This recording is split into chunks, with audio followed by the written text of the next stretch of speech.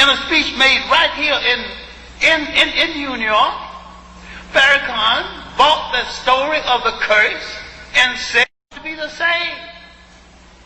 He's saying with his high yellow self that he is pretty and blessed by God.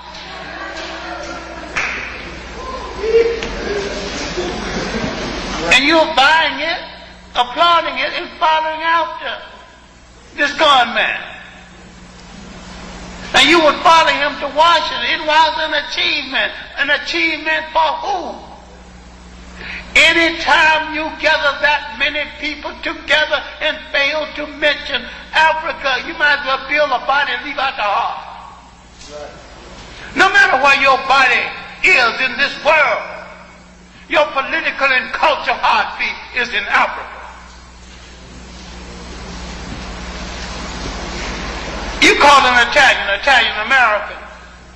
He's not pleased. He calls himself Italian. He's been here 5 generations.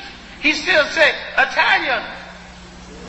He mentioned the country of his origin. His Americanism is a given. But the country of his origin is his birthright.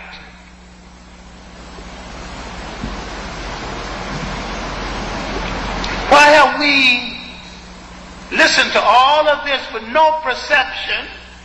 His speech indeed was a golden opportunity.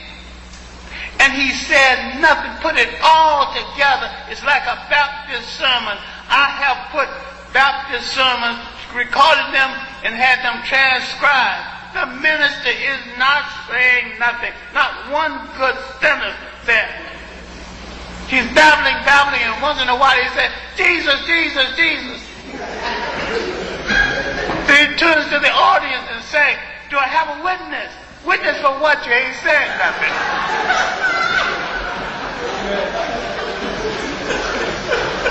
And we let people get away with this feel-good rhetoric and run games on us and open up our pockets and put money in the collection plate and go out and say, oh, what a fine sermon. He ain't said nothing.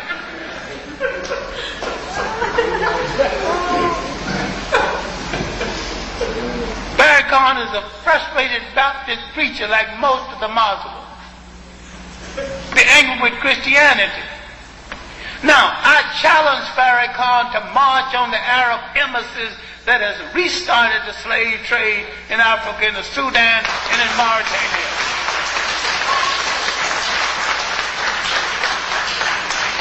If he and the rest of the Muslims are not ready to deal with the slave trade in Africa, they're cowards and hypocrites. In the new slave trade in Africa, they're not only killing African men, they're working African women in the field in the day and using them sexually at night. Their children are being trained as prostitutes and concubines. Their young men mutilated. Africans are being driven out of Mauritania who are Muslims because they not only want this to be a Muslim country, an Arab Muslim country. Farrakhan hasn't said one word about this because he is bought and paid for by fundamentalist Arabs. And tell him to prove me wrong. Tell anybody to prove me wrong. Why, if he had nothing to say about that? And you following him like a fool to Washington. Go to Washington if you want to go to Washington. But don't go around following a faker to Washington. It's an achievement, but an achievement for what? He hadn't accounted to you for the $5 million he got from Libya. Now, let us, just for instance, 1 million men, let's guide on 1 million, although we could have been more, and each one spent at least $100. Add $100 together 1 million times. Do you know we can buy supermarkets all over this country? We have nursing homes. Nobody have to come and run our communities. I'm not a capitalist. I've never owned a car. I made a halfway decent salary as a college professor and as a writer and a lecturer. I never owned a car. I always had a fascination for shoes, so I got too many shoes.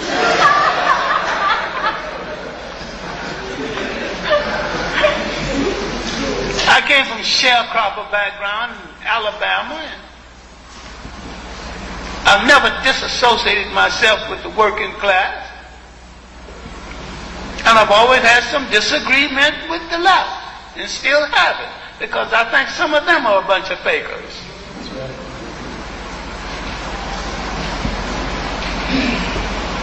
I believe in total African liberation. But the program of the white left is no different from the program of the white right, to control by any means necessary. That's why in London recently there was 3 Pan-African meetings. I attended the all-black one because the 2 white ones want to integrate to the point of helping the African and sharing. Africa don't share anything in Europe, power-wise.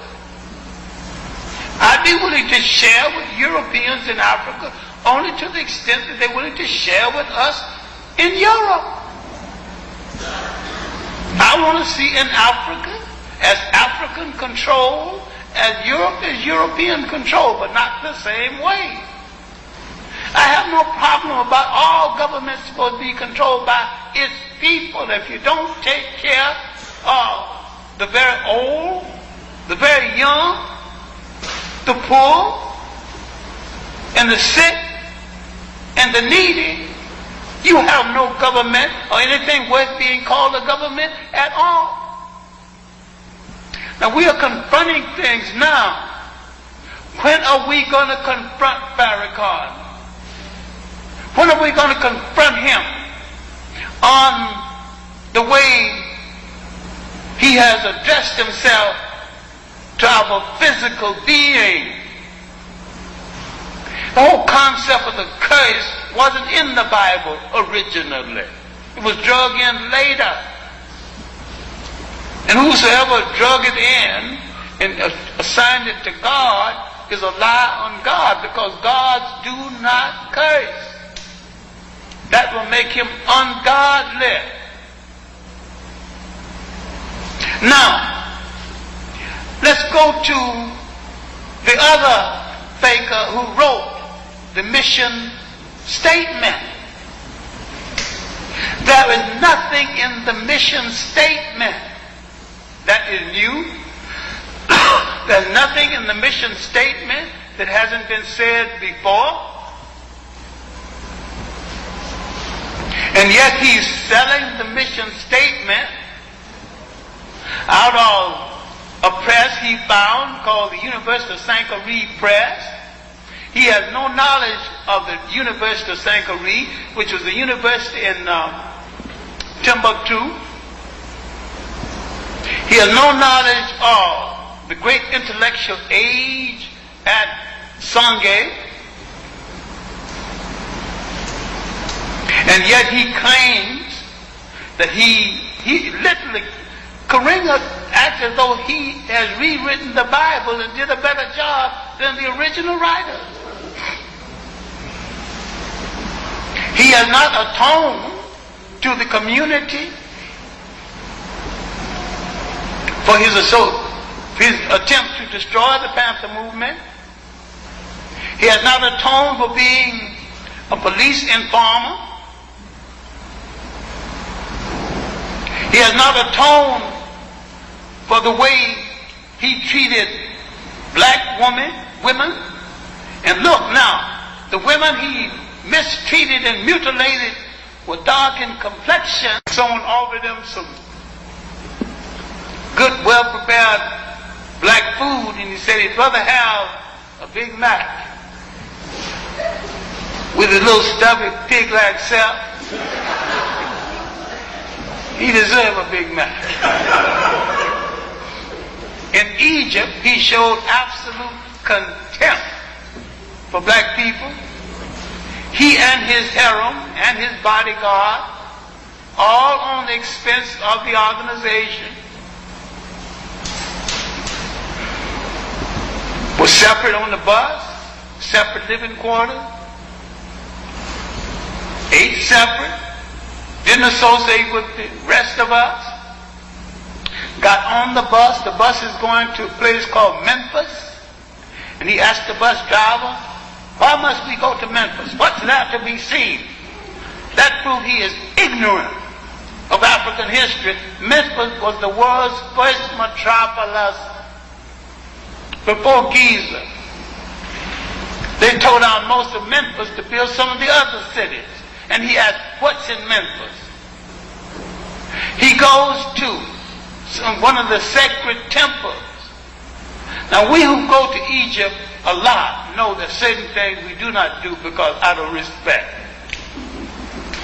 He goes to the Holy of Holies. This is the prayer room of the Pharaoh, the God Pharaoh, the God King or God Pharaoh. This is the prayer room where the Pharaoh, dressed in special clothing, oils himself, even removes all of his pubic hairs so he can be totally sanitized, and sets in praise not only for himself but praise for the nation.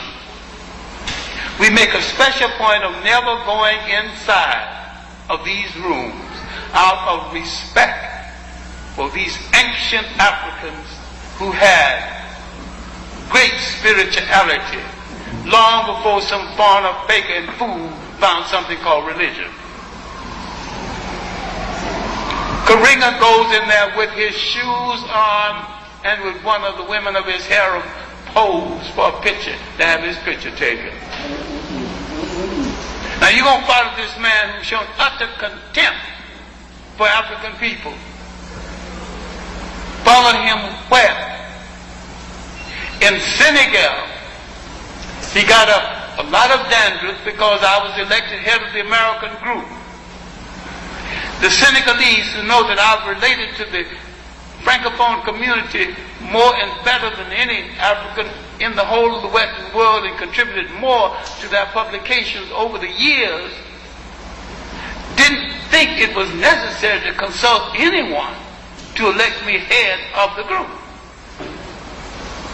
Karinga is now having a fit about it, and we arrived at the next assignment. He came over to me and said that I did not know the definition of his name. Malana means God. And he resented the fact that I arrived in a car and the rest of them was on a bus. Now with all the diplomats I knew when they were students in Paris, and with my connection in Dakar, even the beggars know me by first name. You think I can't get a car in Dakar? So it's nothing extraordinary for me to arrive at the assembly in a car. His number one lady, a Mexican, in shorts, very beautiful decorative shorts. But the Africans don't like women in shorts, period. With her camera taking the pictures of the legislative conference, no permission, and the pictures of all the people attending the conference. We don't know what she's going to do with those pictures. Karinga telling her what pictures to take, make sure she don't miss nobody. Now Karinga has a catalog of everybody who attended that conference, but no permission. His Hussein is a poor rewrite of ancient African talk, text. This man had never accounted to us for this betrayal. He writes a mission statement. Now, if Farrakhan had stood before that audience and just said, I want to call your attention to a 19th century messenger who spoke better than I have ever spoken or maybe ever will, and just read David Walker's appeal and sit down, that have been enough. For David Walker said more than Farrakhan ever has said or ever will say. Have he called attention to Chancellor Williams' message at the end of his book, The Destruction of Black Civilization, his master plan? That would have been enough. Or Sheikh Anta Diop's message for economic salvation and a little book called Black Africa, The Politics of a Federated State. That would have been enough. We have had great messengers. And we come down now and glorify fakers, women mutilators, liars, people who ridicule us about our color. We make them millionaires, give them stretch limousines, and they spit on us. That's right. I'm saying that we have to reward true and honest leadership. I do not believe that any program for African people can afford to leave out Pan-Africanism, African world nationalism, and the values of a traditional African society, because if you search the values of a traditional African society, they had socialism not only before Karl Marx was born, but before Europe was born. And if Karl Marx said this was primitive, Karl Marx was a liar and a mistaken, misguided European. It was not primitive. It worked. It worked because they built societies that had no word for jail because no one had ever gone to one. They built societies that had no social agencies because no one needed one. In a meeting, 10 or more, 3 or more of African people, if Africa is not brought into proper focus in relationship to the African people of the world, the meeting is out of order. And any meeting that accepts us as a minority is out of order. When you take all of the African people in the Western world, all of the African people in the Pacific, 100 million African people in India, 750 million African people in Africa, we number 1 billion people on the face of this earth. Suppose we decided just to make our underwear. Look at the kind of factories we'd have to open overnight. Just underwear. Then next let's start to make our shoes. We can employ 2/3 of our people just taking care of each other. All we have to do is to turn to each other. Look in the mirror and find a partner. See who's staring back at you. We can discard the Farrakhans, the Karingas, other fakers, believe in ourselves. And let us understand that the Baptists alone take in more money than 7 European nations. You haven't asked what happened to this money. We have failed to demand accountability. We have to do this. We can make a revolution. Prepare your own home. I'm saying move like a nation. Think like a nation. And supply for yourself everything that goes into the making of a nation. I see no future in capitalism. I've fought it all my life, and I don't even have to argue this point. I see no future for capitalism in Africa. You go to Washington, appeal into corporations, and the corporations got their seed money from the slave trade. It's too much of a contradiction. You big enough, build your own corporation. Build your own corporation devoted to your own needs. And not a corporation bleeding people dry. Building a corporation and develop a society based on socialistic values is not incompatible.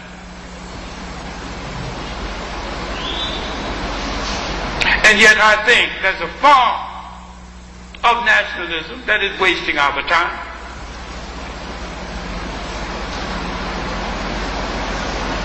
There's a form of nationalism essential to our existence. I'm not too clear what a cultural nationalist is.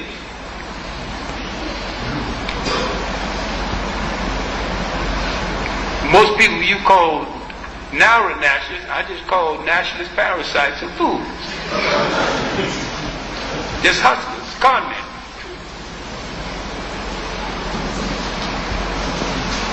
I will end this by saying that there is no future for African people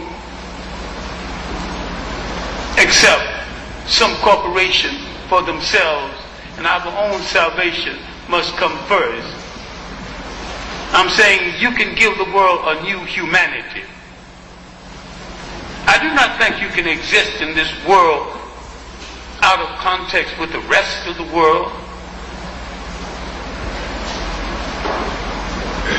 I think you should need form of partnership, not only with the white working class, but with all the working classes of the world. I do not think that any working class of any country or culture can exist and abstain from some concern for the other working classes of the world. I see no hope for capitalism except a new form of fascism, more ruthless than anything we've seen before. Let's go back to atonement and let's start. What are we atoning for? Let's have some understanding about it. If you read Sheikh Anta Diop's The Culture, Unity of Black Africa, there was no white beating in Africa. There was no female disrespect in Africa. We were drafted against our will into a society that had fear of women. We had no fear of women in African society. We knew she was the life giver. In most African societies, men rose each morning and prostrated themselves at the door of their mother and did not rise until she said, "Accept my blessings, precious fruit of my womb." These same men who paid this kind of respect to their mother turned out to be the fiercest warriors Africa ever knew. So there's strength in paying respect to the woman that gave you birth. We had no confusion about this. We developed this confusion away from home. You would never beat up no woman in Africa. You might do it now because Africans are confused now. When you married someone in Africa, you married her family and she married yours. If you want to deal with 50 cousins, 100 uncles, if you can deal with all of that, then go ahead.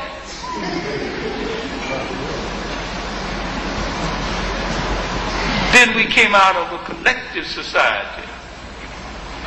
We have forgotten what made Africa great before foreigners threatened their greatness.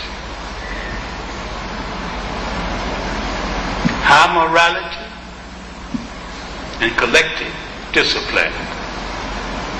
Somehow we have to find the road that leads us back to that Africa. Thank you very much.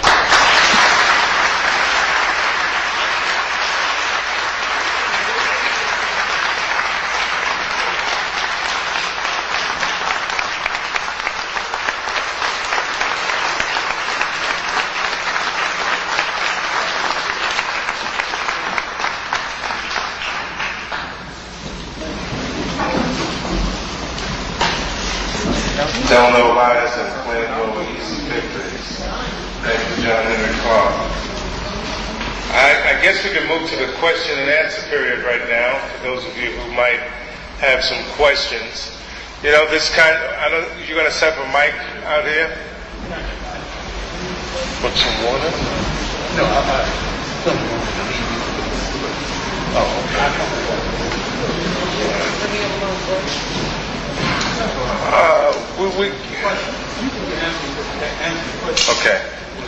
John Henrik Clarke will be back in just a moment.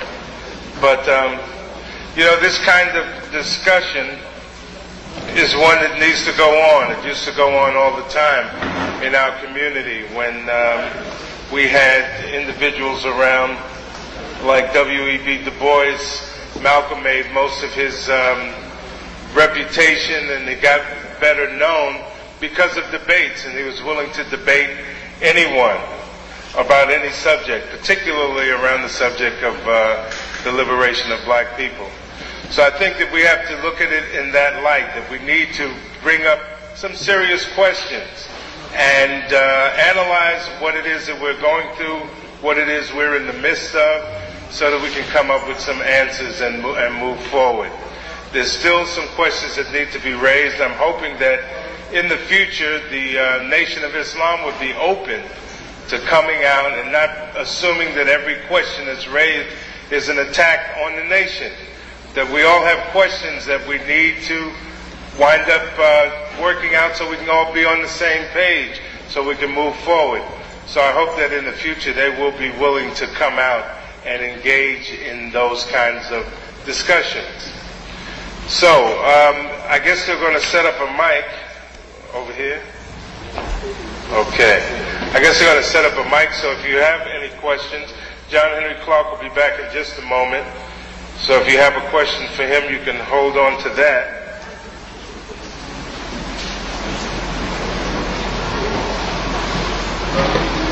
It's like a puzzle.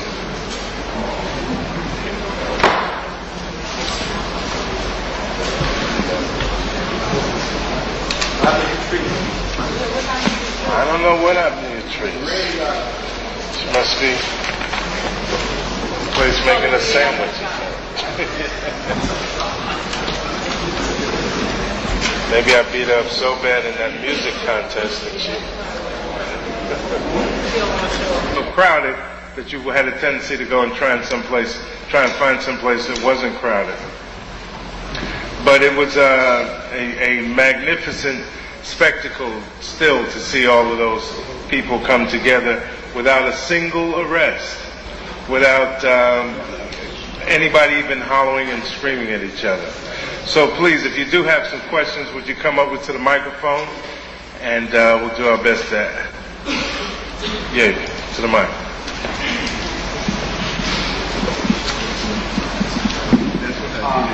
I just wanted to ask a question. I go to these meetings and I keep hearing about capitalism and socialism, and we never really talk about how do we amass capital.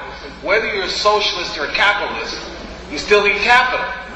So we're in the same 30, 40-year rhetoric. I've been living in this community and hearing this same recrimination. This one said this one did. It's all nonsense. We've got to begin to move on. I don't know what the question was. It sounded more like a statement. But I think the purpose of what we're here for today, you talk about Huey Newton's dead and things. Obviously these issues haven't been resolved, because if they had been effectively resolved in a principled way, then Ron Karenga wouldn't have been the drafter of the mission statement. So these words are not about rhetoric. We talk about, well, what's the difference? Capitalism, we need to move on. With any movement, whether it's a social movement that we're talking about, if we're talking about in our personal lives, there has to be a moment in which there is some accounting, some accountability. And that's what we're talking about, because you talked about people being dead. That's true. There are certain people that are dead, but there were also reactionary forces that were allowed to actually gain prominence after the counterintelligence program effectively destroyed the black liberation movement in this country. And you know what they say? Those who do not learn from the past are doomed to repeat it. So, Farrakhan just didn't drop out of anywhere. He has a history. And this sort of like impatience with, involving and engaging in a critical analytical process is not going to help us to move forward in our struggle in a meaningful way. We have to learn from our mistakes of the past. When we're talking about capitalism, I don't care what you want to call it. I'm talking about an economic system which is based on the exploitation of the majority of people for the benefit of a few. We're living inside of a country where over 90% of the wealth is controlled by less than 5% of the population. How do we move beyond that reality? How do we do it? Do we just will ourselves into moving beyond it? And capitalism is about a certain relationship, a relationship of how you view people. I'm not a capitalist because black folks were the first capital in this country, okay? I'm not with any system that's based on the exploitation. So yeah, we got to start somewhere, and part of the starting point is analyzing. There has not been, as Dr. Clarke stated, any kind of atonement, any kind of day of reckoning. Why isn't Farrakhan here right now answering these very questions? He's not accountable to anybody. I'm sure Libya gave him another $5 or $10 million. How do we move forward when we're not going to talk? Dr. Clarke mentioned specific ways that we can begin to move on. We can begin to move on by taking control of our communities. But we can't be idealistic about how that process begins, because anytime we begin to get power, we're going to come up against political repression. You want to forget about brothers who right now, like Mumia Abu-Jamal, if it wasn't for people organizing, he would have been dead right now. Okay? So I'm not willing to forget those people who gave their lives for the community, whether you agree with their politics or not. I can't go on when I know, Herman Bell is sitting up right now, 23 hours keep locked, because he dared to protest a double bunking policy, and this brother gave his life for the black community. No, I cannot go on. He is with me every single day of my life, and I'm struggling to do the best that I can to help liberate people every day and make a contribution to my community.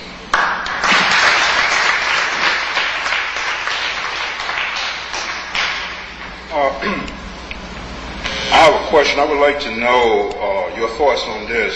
And the question is basically a statement, and then you can give me your thoughts on that yourself and Professor Clarke. And the question goes as follows. I believe that the big question black people has to answer is not whether we are real men. That is not the question. The real question we have to deal with is what is the correct strategy to use to free us from oppression. I believe that we have been doing the wrong thing in going for self. And I have an example of that, and that is that, as many of us know about, during the 40s and early 50s, many of our people left the South in search of jobs. So what we had is that many men left the South in search of jobs, and they left their families in the South. Now, what we had then is a number of men in the North who were going for self and seeking a job, and then you had all these families in the South who were left basically unprotected because the men were in the North. So we have all these unprotected families in the South, men going for self in the North, and our oppressors, the racists, they were able to terrorize us in the South, and they were able to terrorize us in the North because each individual man was going for self and saying, well, I'm up here looking for a job in order to support my family, so therefore I cannot involve myself in any effort to protect the community from the racist whites who were in the North. So because of that situation, the racists were able to terrorize us in the South and terrorize us in the North, and right now we are faced with the situation that we are dealing with today. So I would like to hear your thoughts on that. This is a situation, but I think you've dramatized it well, and you've also overstated it. But the basis for being terrorized is much bigger than that. we were going to be terrorized with or without the men, or with or without the change, with or without the migration. So the basis would have been some form of economic stability, where we would not have to relocate so often. We had something to do with what we were. We could have come south or go north. What's the reason? But we should not have had to go solely for economic reasons.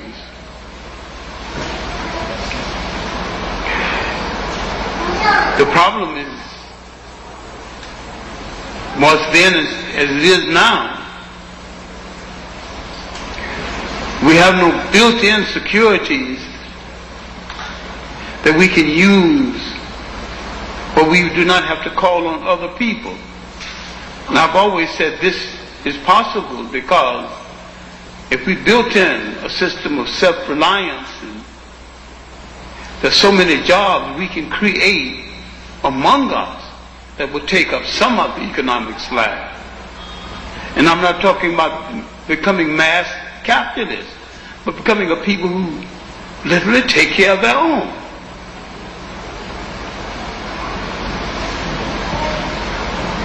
What I'm talking about is the form of internal socialism.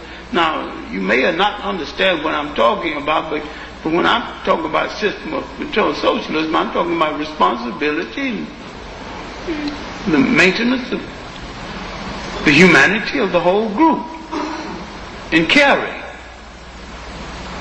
And I can use the word socialism and communism interchangeable because it exists long before the Europeans start using it. I'm talking about caring societies where each person got according to his needs. And I've seen it practiced among sharecroppers and worked out because very little money exchange between us. And I mean, growing up, we didn't have that money exchange. In fact, we ate very little out of a can. And we made our own cranberry sauce, own mayonnaise, own everything, own tobacco, everything. But we had to work it out between us in a barter society. That we created barter societies.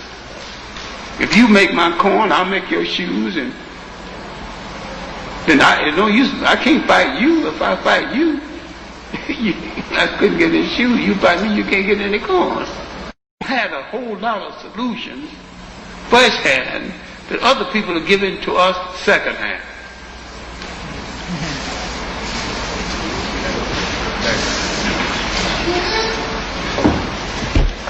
Good afternoon. My name is Stephen. Dr. Clarke, please help me as I go along. What I do is I'm working with two groups that are interested in the extended education of our children. And I'm dealing mainly with an Afrocentric aspect of it. And for example, when I first started classes, I would ask everyone what would they like to be. Sometimes I get good answers, sometimes I get no answers. About 6 months after the classes start, I go back and ask the same questions. And they will tell me exactly what it is they'd like to be when they leave college. Not high school, but college. One of the things that I do is say, look, if you want to be a doctor, go back to the man that they consider the father of medicine, who is Imhotep, and talk about how he ascended to be the physician for the king at the time, King Zosa. Also point out, if you want to be a builder, also be like Imhotep, because he's the one that built the first pyramid at Giza in honor of King Zosa. For the ladies, I have to deal with people like Hatshepsut and Queen Nzinga. Also, a lady by they call Queen Candace, who after Egypt had been, all the stuff that had been taken out of Egypt, the gentleman who did it, I can't remember his name right now, he went in and he wanted to get involved with doing the same thing to Ethiopia, and she amassed all of her forces and was able to stop him from even coming to the shores, and he ended up hightailing it and leaving. What can name it? There were several candles. Now name the one. This one, she was the queen of Ethiopia at the time, and they don't know if her name was Candace or if Candace was actually the name meant queen. All right. But the guy who went into Egypt You're talking about the one that stopped Octavius, who became Caesar Augustus. No, not that one. Which one are you talking about? What was his name? Walter Raleigh, or one of them that went in and took all that stuff out of Egypt? The one that went into Egypt and took all the stuff out. I can't remember his name right now. His name escapes me. Another candle. Right. Anyway, what happened is, what I usually do is just point out some of these great figures and even tell them that astrology, for example, the lady who comes out on warnings, he could never remember her name. Show them how back in 1799, they actually dynamited the astrological signs out of the building of Egypt and brought it into Europe and claimed it as theirs. And basically what I'm saying is just make the African connection with everything that we do for a living today and show them that it actually came out of Africa. And they basically start seeing themselves more as African and stop considering themselves African Americans, but just to be Africans.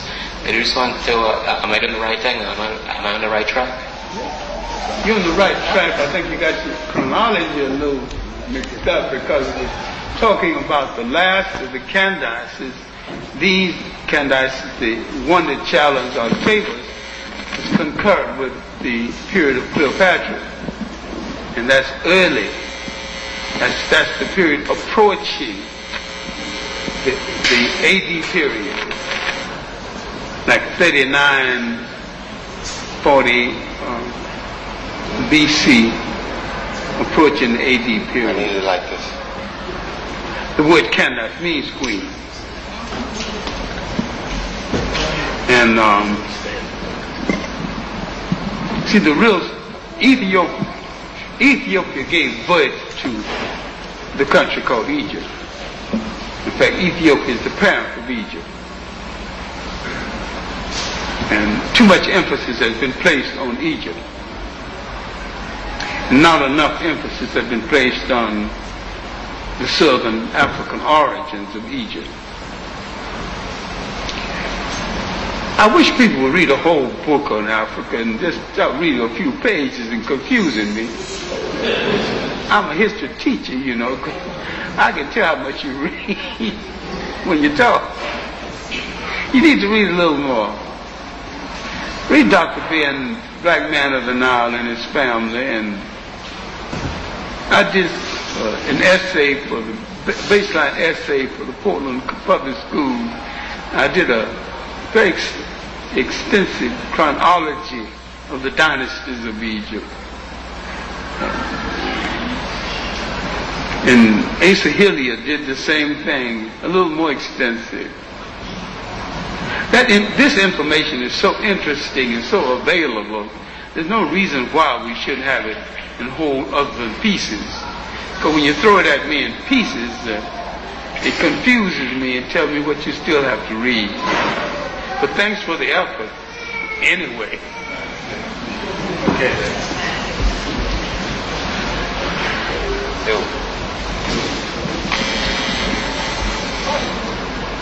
First of all, I'd like to commend everyone for coming in because it shows that... I'm not hearing you.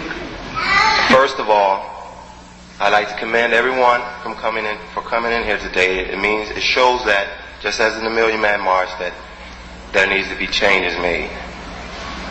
But the problem is that the problem that everyone has been having in this struggle for this common goal is that you're sleeping, meaning not awake. You're not realizing what is happening before your very eyes because your anger is misguiding you. You have to let go of the anger because it keeps a mental block on your brain to realize what is happening before your very eyes. Because it's going to take me a couple minutes. I'm sure you guys are going to appreciate this. because I've descended here to this planet to come talk to you. Because as I sit and contemplate my circle of existence, my persistence will overcome all resistance. For instance, I've reached other levels of consciousness many cannot perceive. And I've come about a realization that my people are being deceived. What was that supposed to mean, sir? No. You see the problem is we're fighting amongst each other. If you will give me time, I could explain to you what I want to do here. Could I speak, please? Could I please speak? Because no one here has done nothing. Okay, this is a question and answer period. If you would make that kind of short, since there are some people that... All right, okay, I'm not going to go into this since you people are still so anxious and you don't realize what's going on. Okay, no problem. It was because we haven't listened. Every time he tells us to do something, we don't listen. Can I just ask him to suggest maybe one more thing for the people that are tired of the rhetoric? Because obviously the need for the continued rhetoric is because we haven't listened.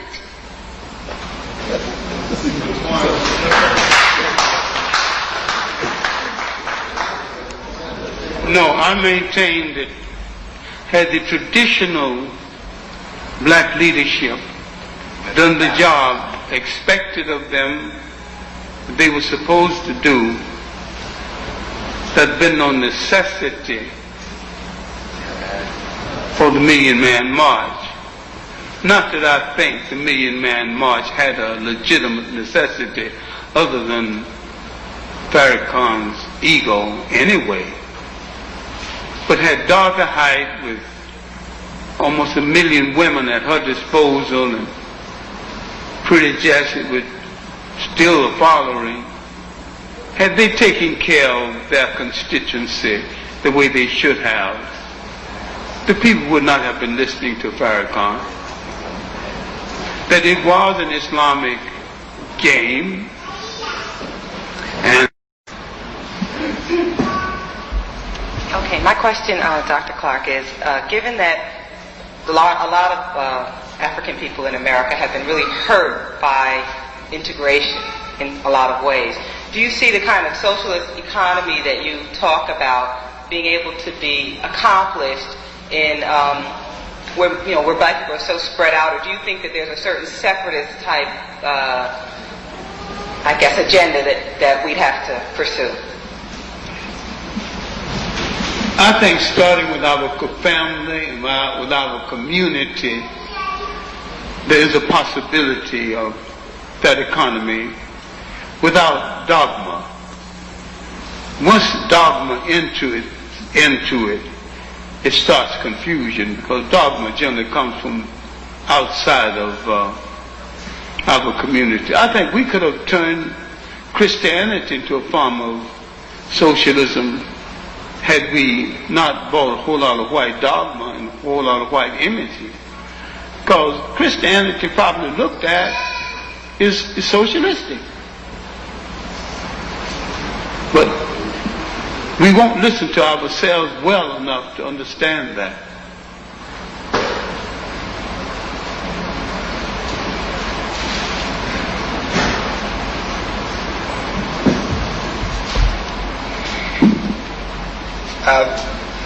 I'm not trying to waste your time here.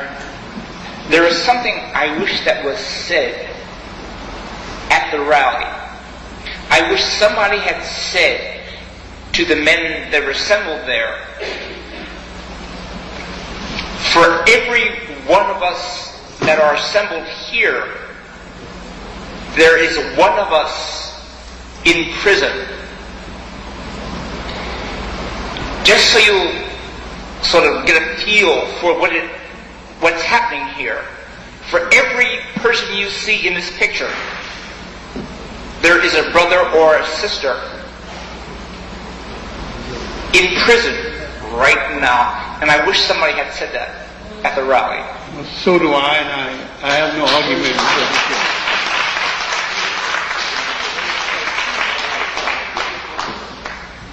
All y'all Thank you, Dr. Clarke. Thank you. Thanks to the panel. So to ask, perhaps, I think for many people who went to the march, this is just a brief statement, that the reasons for going was a kind of desperate need for reassurance that our brothers really weren't our enemies, that our brothers in fact could be our brothers and our friends and our lovers and our family members and people who, when we're in need, we could turn to them. Perhaps no one else in America, black or white, could have made that many men come. I certainly don't think of many people in activist movements generally who could have gotten 1 million men to Washington. Perhaps there was something about the coalition that was brought together which was able to do that. And again, if not, then in large part I think by this desperation a lot of people went who felt they had to go just to be there with other men to in a public show of goodwill, and of course in brotherhood. I just want to ask, though, to everybody on the panel, do we have to destroy capitalism, behead Karenga, destroy Farrakhan and the Nation of Islam, to move positively on the community level, to give us some ideas, just some simple ideas as to how we can trust our friends, our family, our brother, and use our resources in small ways so that our victories can be more focused towards our real efforts, what we need to do immediately to relieve the pressure that we're feeling. No, we do not have to destroy them. We have to bring them effectively under control and tone down their effectiveness and let them either speak for the collective or stand on the sidelines.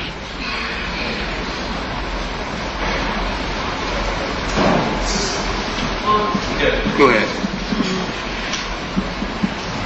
I mean, once again, I feel like, anyone who speaks out and just raises some issues that I think should be of concern to the community, that we have to place ourselves in some sort of defensive posture.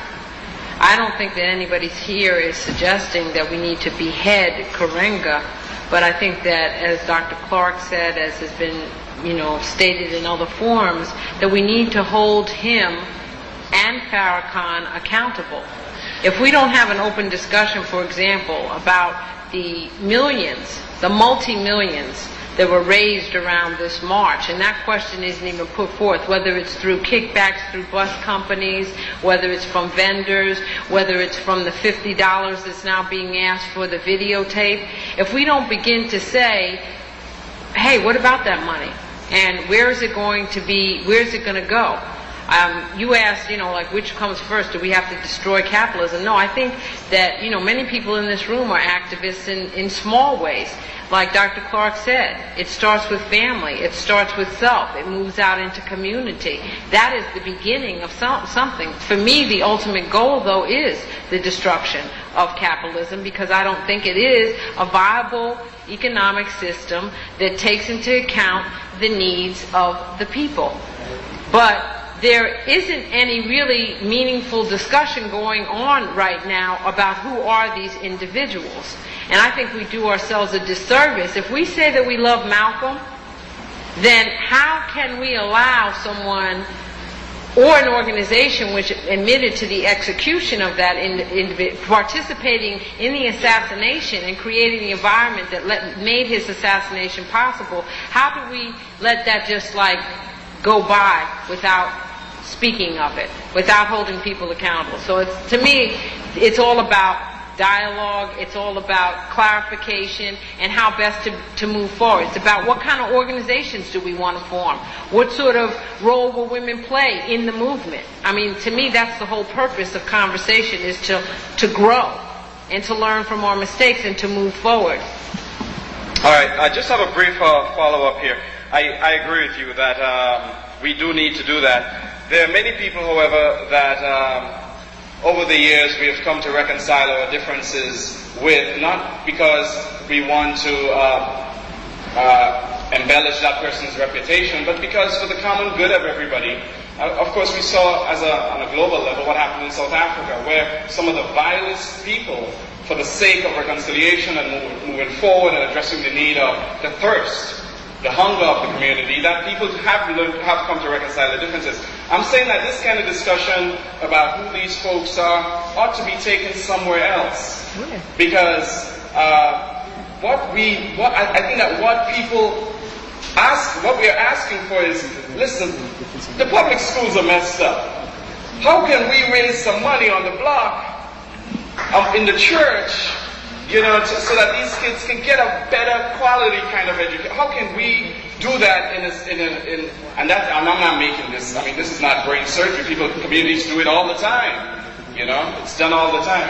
I'm just saying that that's something else. But what I'd like to simply address briefly, if I could finish briefly, that there was an opportunity missed, I think, maybe because of the way the march was organized, for people such as yourselves not to have become involved in its organizing. I think there's an opportunity there that was missed on both sides. I think with enough participation then, and even now that for the better good of people, we the people, not the activists or the leadership, but for we the people, we want to see some moral leadership rise from all this and say, okay, look, we can put this behind us and move forward.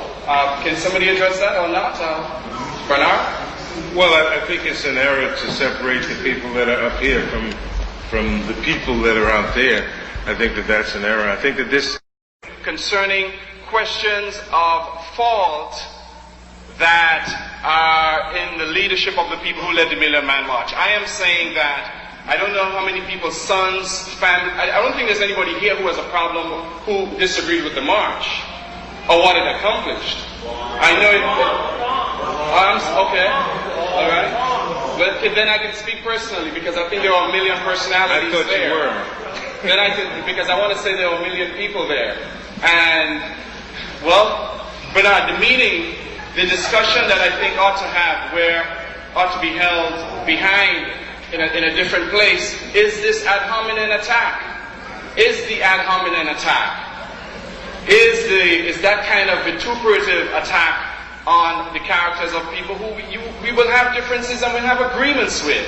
I'm not trying to say that I'm not trying to stifle the discussion. I'm saying that we want something else, okay. But not the attack on people. That can happen. Okay, I think you're making another assumption again about the we. I think that this meeting was called for a specific purpose. That it wasn't an ad hominem attack, as you put it. I think that a lot of people don't know who these players are, and that there's some questions that need to be raised, need to be looked at. If folks are called together again. I think the question of money, where's that money going? I think the question of vision, that has to be done. I happen to be one that thinks that the march was premature. I think the march comes after you do the work in the community to bring people together and celebrate what you've done. They brought people together to do what? Primarily, a lot of money was made and no accounting was done for it. And I think some of the questions that were raised here are the kinds of questions that need to be raised if we're going to really understand what it is that happened on October 16th. Yeah, I want to go on to the next speaker, but I really have a problem with what you just said, Jerry, for a number of reasons. First of all, I just stated in my presentation that people were involved from the very beginning, raising issues up, because part of the criticism, we have to remember this march was organized over a year ago, and it was not open to people to participate. It was basically a nation event.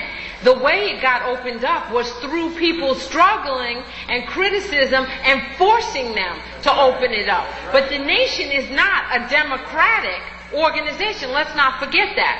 However, once it became opened up, what we struggled for is we were told, bring your criticisms, bring your concerns. Like I said, I was in a meeting where I talked to Comrade Muhammad myself. And I raised criticism about the role of women, for one thing.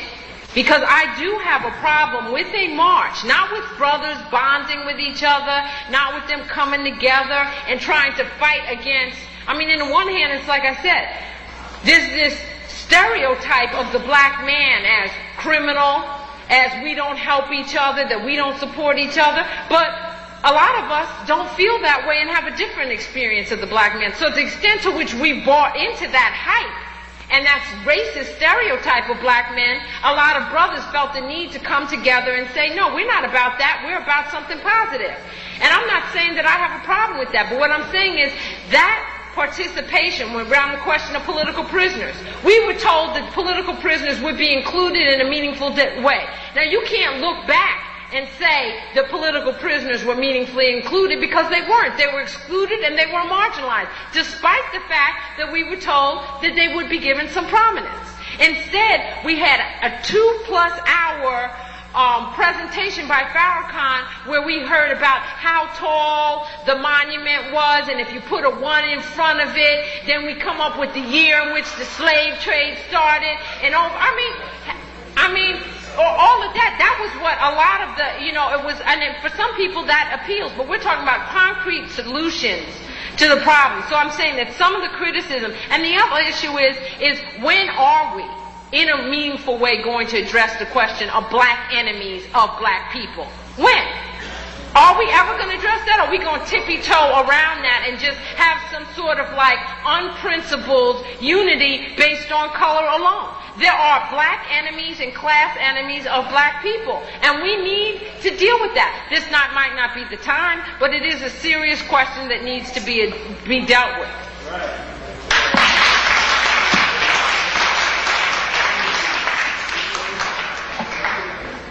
I'd like to just follow up on what the sister was saying. I think that's correct. We're all black, number one. And depending on perspective, depending on whether you're an enemy or not. Okay, if basically I came here to see or to discuss where we're going from here. We have different ideologies, there were different people on the platform speaking. I myself personally attended the march, and I think it was a good thing. I think that you can't separate the messenger, Farrakhan, from the march, because I don't believe that there's any other black person at this point in time that could have brought 1 million people together. I'm not saying he's a god or he's this or that, but I just think you need to recognize the significance of the man. Okay, not the demeanor, what she was saying, but I think we should come together and recognize the significance of each other as a people. And once that happens, then we can move forward. If we keep pointing fingers, we're not moving anywhere. I mean, and as far as political prisoners, I've heard on numerous occasions the nation, Farrakhan, talking about political prisoners. Now, if we got our feelings hurt that it wasn't expressed at that platform, I think we should be bigger than that. I really do, because you really can't address the plight of black people in 2.5 hours or in one day. It goes so deep. And I respect the panelists, I respect Dr. Clarke, I respect the sister, and I'm just glad to be here. And what I think the march did do was bring us together and hopefully start dialogue and not point fingers. It's not necessary, because they can point fingers at you, and then where are we going? We're in the same rut that we were in. My father was in, my grandfather was in, and we haven't gained any progress. We can look outside and see we haven't gained progress. So where do we go from here? That's the key. Dr. Clarke, I'm a good friend of Gil Noble's. I know you're fond of him. I grew up with his family. And I'm just kind of curious to see what like it is going to be tomorrow, and what view and what aspect it'll take.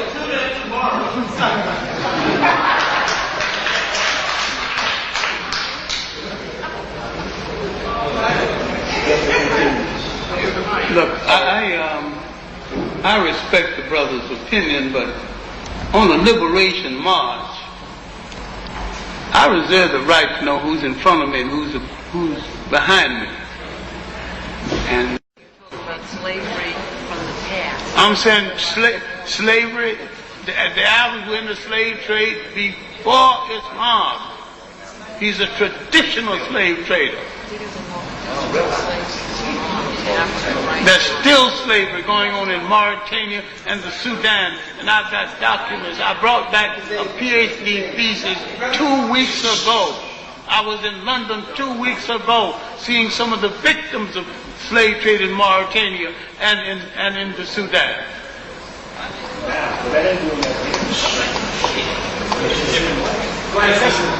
Okay. For the young people who sit here and you want to idolize what's happening, let's tell you what happened in London or in Manchester. There were people on that stage who read to us documents about the Arabs and Islam plan to Islamize all of Africa. This is not a joke.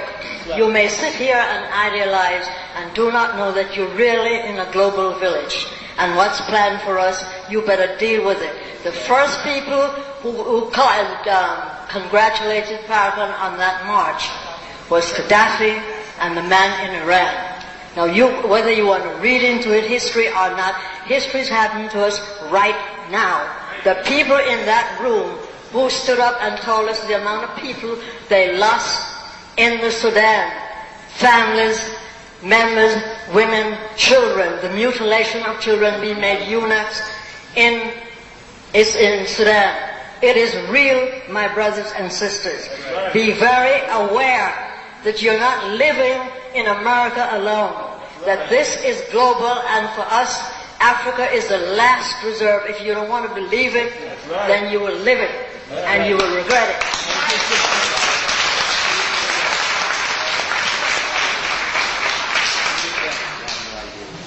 I just want to say that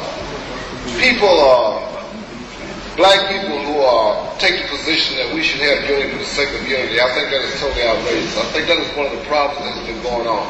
When you look around this room here, there are young people in here that wasn't even born when some of the crimes that Farrakhan has committed against other black people. Right on. And because there's a void in black leadership in this country, certain leaders, so-called leaders, have wormed their way into position. You need to understand history. You need to know what Farrakhan was about. You need to know what Farrakhan's about. And I don't think we belabor the point of talking about Farrakhan, because we got young people out there who don't necessarily know about Farrakhan's history or know about Ron Karenga's history.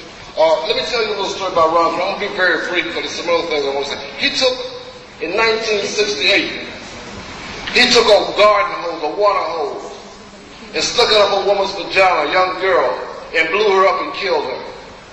He informed against the Black Panther Party members in Los Angeles when Black Panthers was patrolling the streets in L.A.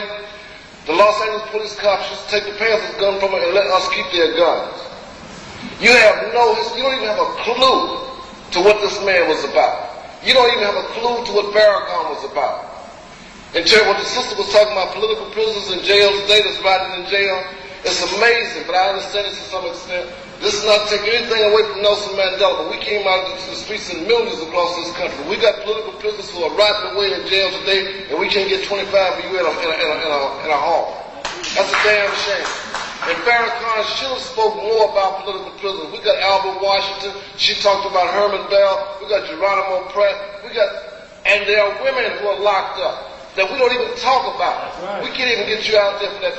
So they would be derelict in their duties if they didn't expose these people to you. When you have a shop and who wore why for the FBI, when you have all of these so-called leaders running around that has legitimacy now. The other thing about the Million Man March, it was a missed opportunity, because those of you who are down in Washington, D.C., you have nothing in your community to come back and tie into. There was nothing concrete you can do in the community. That was a field goal, it was an inspirational thing. That's all Washington was about. You got on the bus and you went home and you came back to your community and you come to forums like this and you say, what can we do? Yeah. What can we do? That should have been thought about ahead of time. If it wasn't for the money, it should have been thought about in terms of the drugs within our community, infant mortality rate in Harlem, Beverly Hills, and Brownsville. There are some things we can do as a people that don't cost money. We can start escort service, escort some of the elders from the subways at night who are afraid to walk the street. We can close down drug houses in our community, and we organize to do that. That don't cost no money, just a little manpower. Yeah. Those are the things that we can do. There's a lot of things that we can do in the black community, but for you to come up here and say, let bygones be bygones, I said, the hell with this spacious reason. That's outrageous. We all have atone. You cannot atone. Listen, my brother, I'm not gonna get off on this review. Well, I'm speaking to the overall people here. There are many things you can do. You can get involved behind your political prisons. You can get involved in terms of your community. You can deal with drugs within your communities. You can close those houses down. You can take people to stop some of the violence that's going on in our communities and whatnot. These are some things that we can do. They are concrete things. But please don't ever close your ear in terms of the hypocrisy, in terms of some of these leaders that's out here in the streets out here. Because what's going to happen is you'll have other people following those people, and we'll be here 5 or 10 years from now, those of us that's alive, trying to tell you, don't deal with those people and whatnot. If Farrakhan can get 16,000 men in the Harlem Armory, and you would think that's impressive, and you say no one else can do it, but what organizations did they join afterwards? They went back to work. They went back to, it was a feel-good meeting, that's all. They were frustrated. They came out and they heard he raved about the crackers and whatnot and how we are oppressed, but he offered no solutions to that.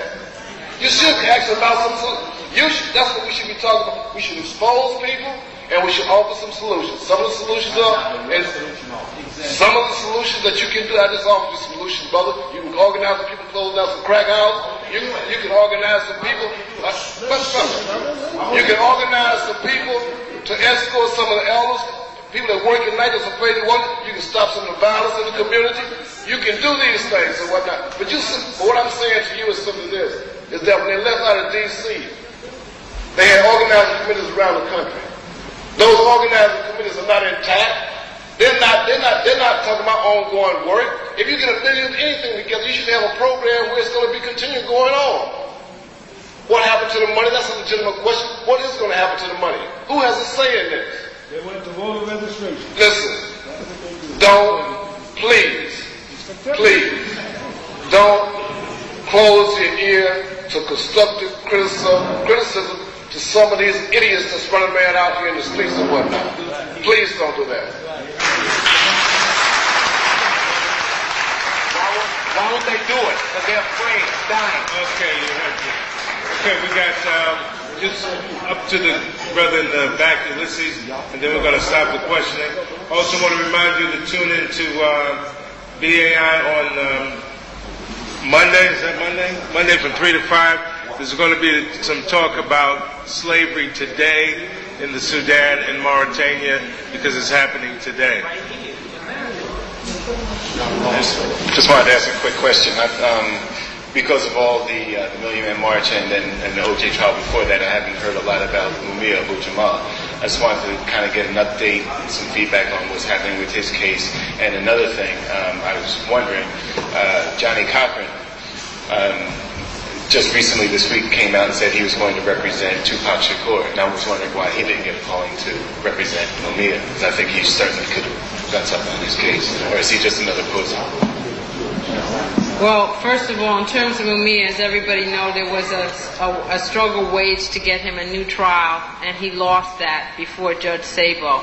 So where it is now, it's being appealed, and it will, I think the court date is scheduled for December. For those people that don't know, there's a major demonstration being planned in Philly on November 6th, Black Solidarity Day.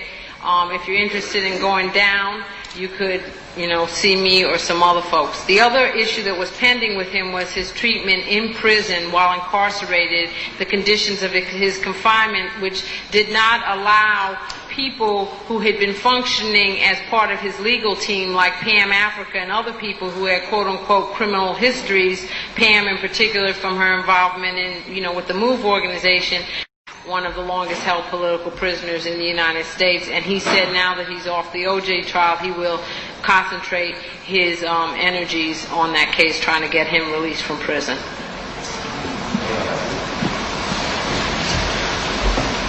I want to thank the panelists. Make one small comment about pointing fingers. I think we do need to know who we're working with at all times, because that was what led to the downfall of so many movements. I think that was the origin of that phrase, fox in the chicken house. We have to be sure we know who we're dealing with. so that they don't in turn turn us in or cause the movement to disintegrate. Another thing is a few questions. I know, Dr. Clarke, I've heard you speak about when you first came to Harlem, there were political clubs and places you could go to interact with people of like minds where you could have philosophical discourse.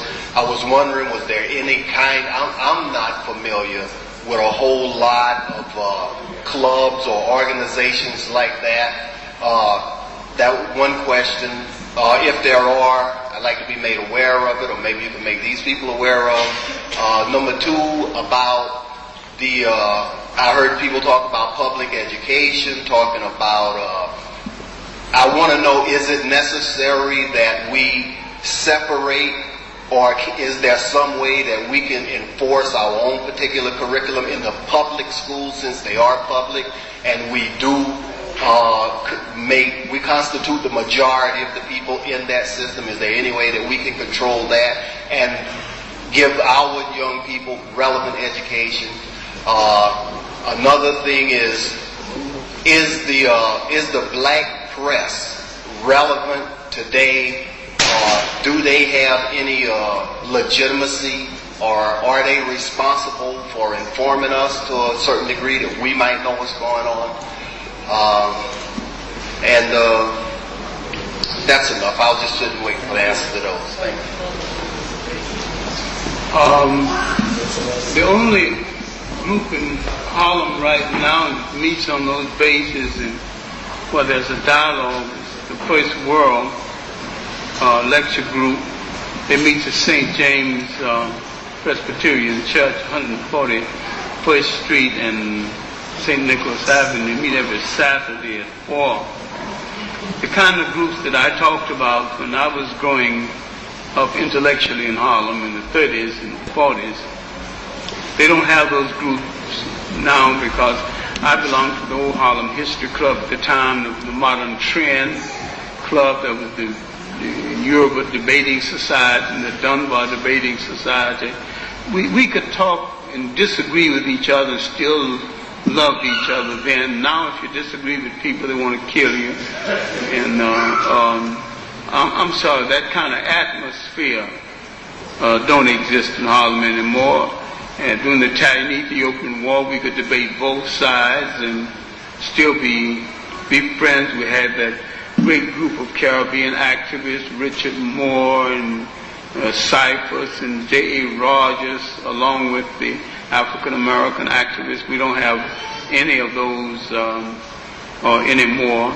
As for the public school, to deal with the public school and forcing change, you've got to deal with the teachers and have to deal with the black teachers as well as the whites, because some of the black teachers are just as backward and just as reluctant to change as some of the whites, and some of them spend more time explaining how dumb the children are other than teaching them.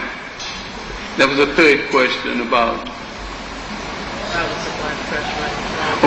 whether the black press can be relevant, but the black press used to be a creative imitation of the white press. They're no longer a creative imitation. In fact, there's a poor carbon copy, and they don't take any strong principle stands anymore. The paper called the Black American or the New American used to, when Offutt was alive, and the City Sun occasionally, the Amsterdam once in a while.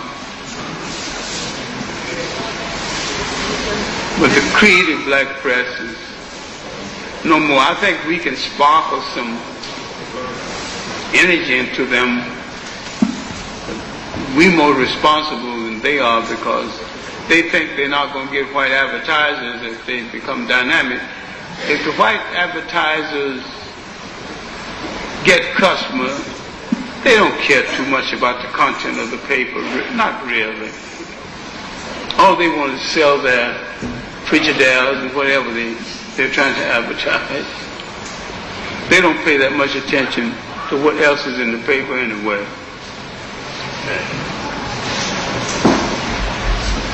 Hello, my name is Caroline, and I've lived in the Midwest all of my life, and I just moved to New Jersey a couple weeks ago, and I stumbled on the WBAI, and that's how I ended up here today. The question I'd like to ask is, I've appreciated everything that both of you have said, and I also appreciate the fact that there are lots of books out there that people can read that really have the answers to what we need to do in order to liberate ourselves. But I think what happens every time there's a meeting like this that's in response to generally a media event is that lots of well-meaning people turn out, but when they leave, they don't have anything that they can take with them that they can then use to build upon. And I guess what I'm wondering from you is whether or not I would hate for this to be another missed opportunity, because I think this is something really special. I don't think it takes 1 million people to do the work that we need to do, and I suspect that most of what we need to do is going to happen in small groups, and I fully expect that there are lots of black people who are doing the things that they need to do in terms of taking care of their families and supporting people in their neighborhoods. But at the same time, the whole concept of nation building, the whole concept of collectively working together is something that we don't really see happening, and I'm not really aware of where that's happening, where people are really practicing African principles and working with children throughout the neighborhood, where a number of the principles of nation building are happening. And I'm wondering if in this gathering an opportunity has not been missed to lay out some of those principles in a more strategic fashion, so that people can leave here with something in their hands that they can share with their friends and their family members. And if after these meetings, why isn't there a plan for another meeting, or not necessarily a meeting, a work session, to build upon some of the issues that have been raised here, whether it's political prisoners or whether it's kids in public schools who are failing and there's nobody there to hold the teachers and the administration and other government officials accountable. Whatever the issues and the enthusiasm and the interest that has been demonstrated by people coming here and sitting through several hours is somehow lost, and it just kind of dissipates and it's not built upon. So I'm sorry, I know that was a long introduction to a question, but I've been to a lot of meetings like this where people have really wanted to do something different, and they've been credible people, and they've been honest people, and they've been trustworthy people, but we get together and we talk, and then everybody goes home, and nothing is built from that event. So that's the question.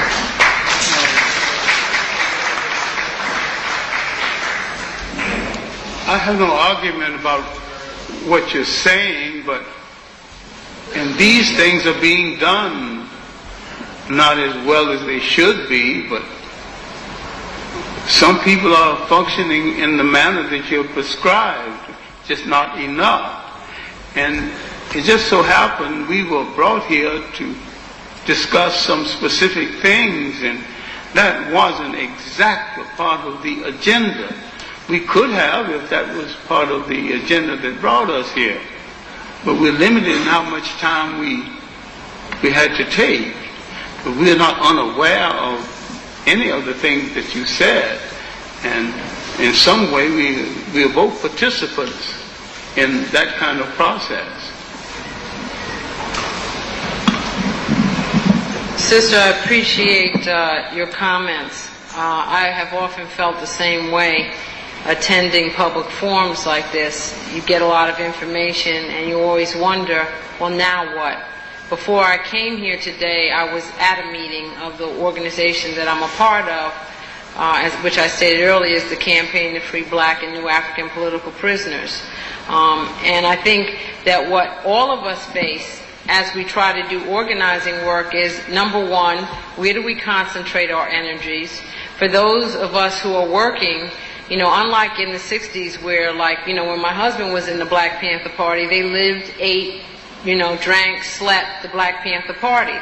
And in large part that was possible because they had the resources, both in terms of human resources and material resources, to be able to do that work on a full-time basis.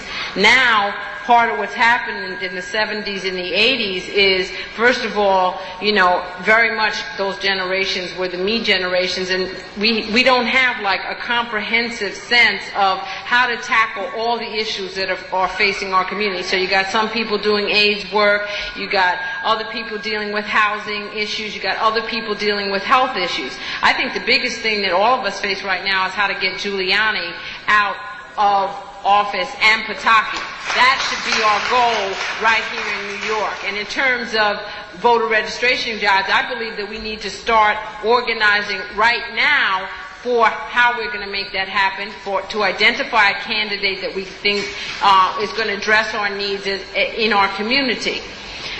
As Dr. Clarke said, there are many people who are part of organizations, and it's hard. You're working full time, you come home after work, if you got kids, you got to try to deal with them, and then you got to try to fit your political work in on top of all that. So it's a major challenge. If people are interested in political prisoner work, I'm here. There's also people here from the Black Panther newspaper committee who are here who do work around political prisoners. That is one area in which we're focusing our attention. However, in dealing with political prisoners, we also say that those prisoners came out of a movement for social change that resulted in them becoming prisoners. So I don't think I have to take issue with what the brother said about this is my pet issue. I don't believe that a movement that does not support its freedom fighters and people don't support their freedom fighters can ever hope to achieve meaningful liberation. In South Africa, the South African people never allowed the masses in the world to forget about Nelson Mandela and their political prisoners, okay? And so we understand that COINTELPRO created a vacuum, and in that vacuum, opportunist individuals emerged. It is hey, you're right, brother, everybody atones. I did not hear Karenga atone for the atrocities that he has committed. I didn't hear it at the march. I haven't heard it yet. And if he has atoned, I still say to him, to Sharpton, and to Farrakhan, your role in the movement should not be one of leadership. We need to hold you accountable to some standards. Let's see over time whether or not you're true to those standards. And if in fact you prove to be true, then perhaps you can then emerge from a position of leadership. If I got abused by someone, I'm not going to just pretend. If somebody killed my mother, okay, or kill my father, or kill Malcolm X, no, I'm not. One year you can't come out with a video talking about how, that's right, I helped to create the atmosphere to kill Malcolm, and I'm not going to apologize. And next year, you make atonements through, Kabila Shabazz, and you hand the mother some money, and then all's forgotten. It doesn't work like that. So all we're trying to say is there's got to be a process and a mechanism for us to hold individuals accountable. And that's what I thought that this was the beginning of, to raise some of the issues. But I agree. If it's all about talk and it's not walking the walk, then what are we doing? Wasting our time? We just up here, gabbing. There are a lot of people in this room who are activists. And we need to build organization, and we need to figure out how to concentrate our energy. Good afternoon. I'd like to figure out what you just said. One of the things in fighting a revolution, we need to have a revolution within a revolution first before you can confront the true enemies. That's one thing you need to expose these guys. And one of the things that bothered me of Farrakhan's speech in the Million Man's March was his duplicity, his double language in the speech, which I found very sinister. When he said, I'm not a racist, I'm not an anti-Semite. Why must he defend himself to a captive black audience and at the same time talking to white people? I found it very sinister. I was really troubled by that. That's all I have to say. Okay, that was the last question. Ron Daniels. That wouldn't be fair because I think some other people. No, just one. It's mine. It's a small question. John, you talking. Small question? Yes. Dr. Clarke wants to respond to that. Okay, go ahead. No, go respond. We got to respond to it. Dr. Clarke want to respond to that message. Am I right? Yeah. Now, I would like for you to tell me, the Nat Turner Automatics, what do you think of him? Both of y'all can answer that for me. Well, look, Automatics is my personal friend, and I love him, and I protect him, and I support him. But I don't put him in the category of world leader. I place him in good as community leader, and he's a good national leader, but he had not risen to the status of world leader. Okay, that's what I want to hear. Because I see him in the struggle, and he called all these bus trips to go to support Abu Jamal, right? And I never see the Nation of Islam, I'm there. None of the grassroots struggle. But I never claim him now, but I never hear them giving matters a lot of credit for keeping the fight going. Look, I'm not lacking in my respect for Automatics. No, I'm not saying that. But I answered the question based on how the question was worded.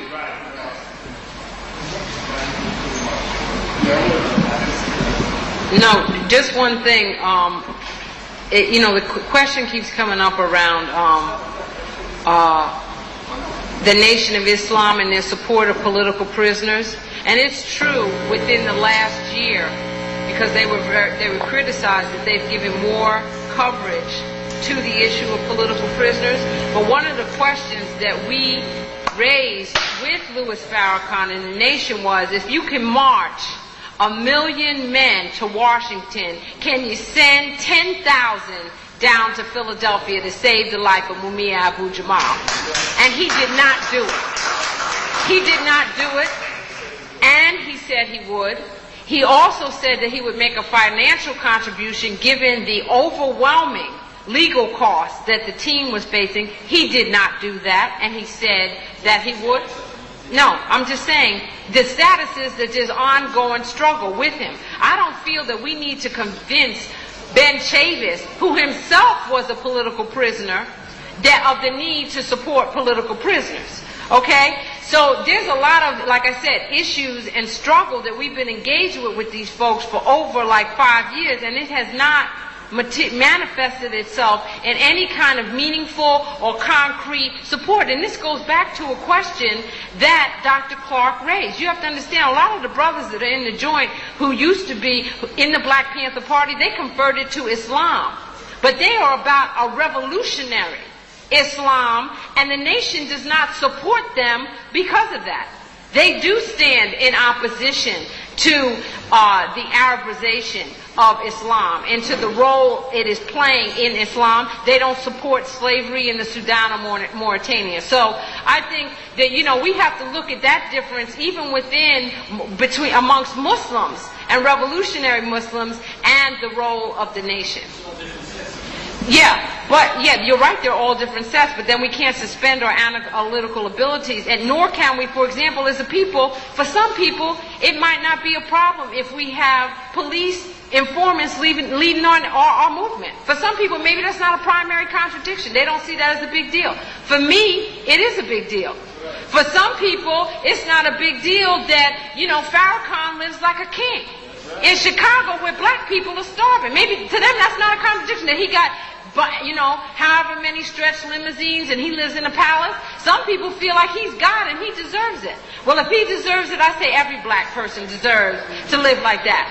And we're not talking, the other thing about Farrakhan and the nation is they did not just come up, brother, excuse me, they didn't just come out overnight. What I said, if we're going to talk about police brutality, why isn't the fruit of Islam protecting the black community against police brutality? They are not there in the community standing up. They have never inserted themselves in a meaningful way into our community. How come they're not in the community feeding the community, housing the community? And how on the one hand can we think that the nation presents a threat to the U.S. government while the U.S. government is giving them contracts? The U.S. government never gave the Black Panther Party contracts.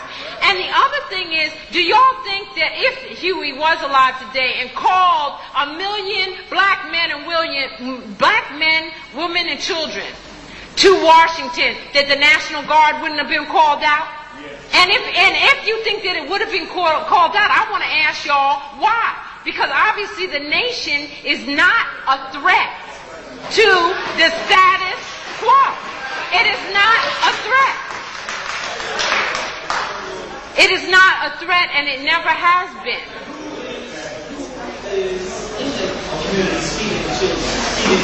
But what I'm saying is, brother, what I'm saying, there is no, brother, let's not suspend our analysis. There is no other organization in the black community other than the black church, okay, that has access to the type of resources that the Nation of Islam does. No, wait.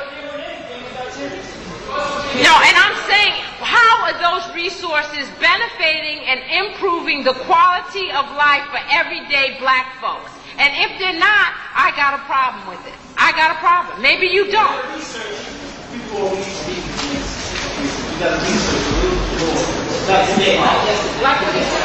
Well, you know, one of the things you mentioned is that you were interested in what Gil Noble has to say about it. I think you ought to talk to him. You'll find that he might be a little bit closer to what's happening on the panel here than it is to your position.